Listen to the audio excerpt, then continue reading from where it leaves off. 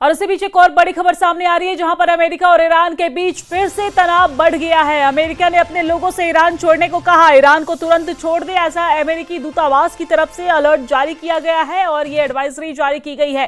तो बड़ी और अहम जानकारी, जहां पर अमेरिका और ईरान के बीच एक बार फिर से तनाव बढ़ता दिख रहा है। अमेरिका ने अपने लोगों से ईरान छोड़ने को कहा है, ईरान को तुरंत छोड़ दे, ऐसे अमेरिकी दूतावास की तरफ से एडवाइजरी जारी की गई है। तो जहां एक तरफ ईरान में अपने ही सरकार को लेकर लोगों के भीतर रोष है, गुस्सा है, वहीं इसी बीच अमेरिका ने एंट्री कर दी है। और हालांकि ये मामला बीच में थोड़ा शांत हो गया था, लेकिन एक बार फिर से अमेरिका कड़ा रुख अपनाता नजर आ रहा है।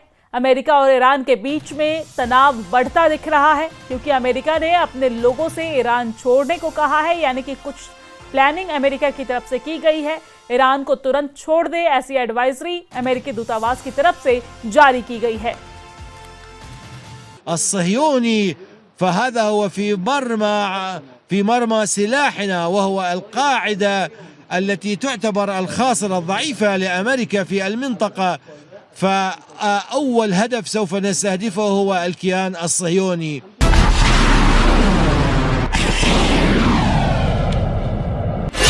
अमेरिका का जंगी जेट F-35, ईरान का फाइटर ड्रोन शाहिद 139, पहली टक्कर और चकनाचूर हो गया ईरान का गुरूर, टूट गया खामेनेई के रॉकेट फोर्स का घमंड, दहल गए इजराइल के सभी दुश्मन मुस्लिम देश।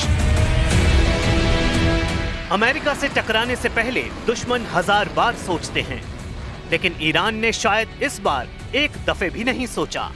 नतीजा, शाहिद ड्रोन एक वार नहीं झेल सका। ट्रंप के सबसे घातक जंगी जेट ने शाहिद ड्रोन को ताबूत बनाकर अरब सागर में दफना दिया है।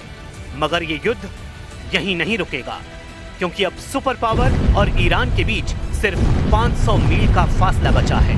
अरब सागर में अमेरिका के एयरक्राफ्ट कैरियर तेजी से ईरान की तरफ मूव कर रहे हैं।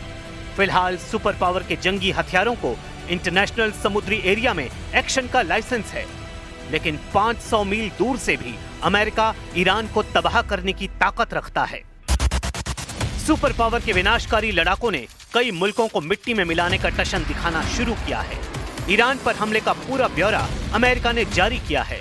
अमेरिकी सेंट्रल कमांड के प्रवक्ता कैप्टन टिम हॉकिंस ने कहा है कि यूएसएस अब्राहम लिंकन जब ईरान के दक्षिणी तट से लगभग 500 मील दूर अरब सागर से गुजर रहा था, तभी एक ईरानी शाहिद 139 ड्रोन ने कैरियर के पास मंडराना शुरू किया। अंतर्राष्ट्रीय जल क्षेत्र में ऑपरेट कर रही यूएस नेवी ने खतरे को देखते ही F-35C जेट के साथ मिशन लॉन्च किया। F-35 ने शाहिद ड्रोन को आसानी से मार गिराया। ड्रोन पर अमेरिका के हमले के बाद ईरान नेवी एक्शन में आ गई है। इस्लामिक रेवोल्यूशनरी गार्ड कोर की 2 गन बोट ने हॉर्मुज में अमेरिका के झंडे लगे रासायनिक टैंकर को घेर लिया है।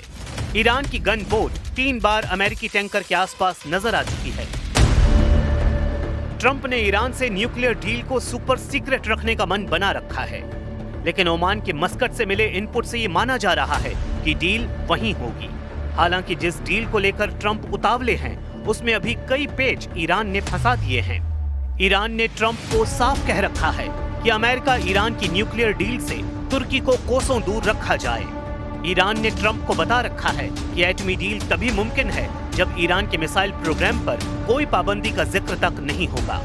ईरान ने अरब देशों के साथ कुछ मुस्लिम देशों को एटमी डील में शामिल करने की शर्त भी रखी है। अब तक इनके नाम सामने नहीं आए हैं। सुप्रीम लीडर अली खामेनेई के सलाहकार अली शामखानी ने ट्रंप को वार्निंग दी है कि डील बराबरी की होगी। डील में सिर्फ अमेरिका और ईरान का रोल होगा। ईरान अपने एटमी प्रोग्राम को बंद करने को तैयार नहीं है।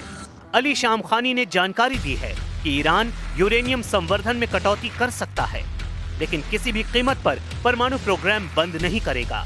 इसके साथ ईरान ने अगर यूरेनियम एनरिचमेंट पर ब्रेक लगाया तो उसकी कीमत भी ट्रंप से वसूलेगा। ट्रंप से डील ब्रेक करने के बाद ईरान ने अपने एटमी प्रोग्राम को तूफानी अंदाज में आगे बढ़ाना शुरू कर दिया था। IAEA यानी अंतर्राष्ट्रीय परमाणु ऊर्जा एजेंसी के मुताबिक ईरान ने 60% तक समृद्ध यूरेनियम का उत्पादन शुरू कर दिया है। और फोर्डो फ्यूल एनरिचमेंट प्लांट में उत्पादन भी शुरू किया है। परमाणु कार्यक्रमों में ईरान IR-6 सेंट्रीफ्यूज के मौजूदा 2 कैस्केड का उपयोग कर रहा है। खबर है कि ईरान अप्रैल 2021 से नातांज प्लांट में भी यूरेनियम तैयार कर रहा था और IAEA के मुताबिक ईरान UF-660% तक समृद्ध यूरेनियम हथियार ग्रेड के करीब है। अंतर्राष्ट्रीय परमाणु ऊर्जा एजेंसी की माने तो ईरान परमाणु बम बनाने के बेहद करीब पहुंच चुका है।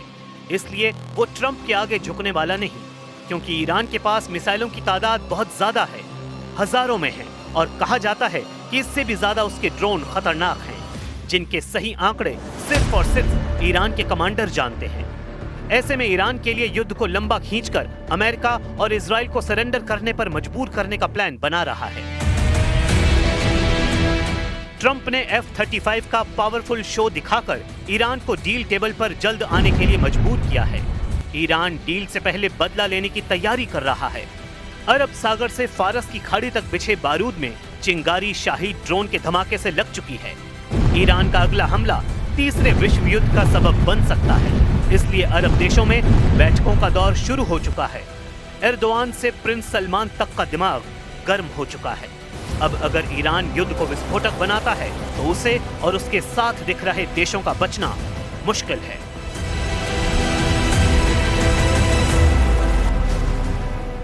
और ईरान के बीच एक बार फिर से तनाव बढ़ता दिख रहा है। अमेरिका ने अपने लोगों से ईरान छोड़ने को कहा है। ईरान को तुरंत छोड़ दे, ऐसे अमेरिकी दूतावास की तरफ से एडवाइजरी जारी की गई है।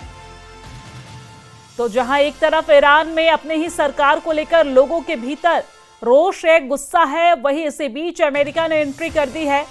और हालांकि ये मामला बीच में थोड़ा शांत हो गया था, लेकिन एक बार फिर से अमेरिका कड़ा रुख अपनाता नजर आ रहा है।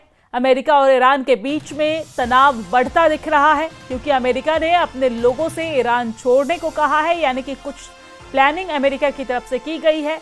ईरान को तुरंत छोड़ दे, ऐसी एडवाइजरी अमेरिकी दूतावास की तरफ से जारी की गई है।